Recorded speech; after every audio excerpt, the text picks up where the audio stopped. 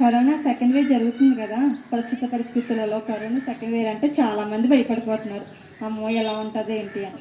అలా ఎవరికైనా అట్లీస్ట్ ఎవరికైనా పాజిటివ్ వచ్చిందని తెలిస్తే వాళ్ళని జనాన్ని దూరం పెట్టేస్తున్నారు.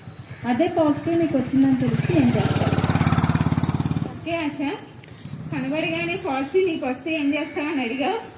ఓకే, నాకు నిజంగా పాజిటివ్ కనుక వస్తే కనుక నేను అస్సలు భయపడను. నేను ఏం చేస్తానంటే నా మనసుకు చెప్పుకుంటాను అనమాట. చిన్నప్పటి నుంచి చదువుకున్నప్పటి నుంచి చాలా వచ్చినాయి కదా మనకి, డెంగ్యూ, ఇంకా చికెన్ పాక్స్, ఇంకా మలేరియా, టైఫాయిడ్ చాలా వచ్చినాయి.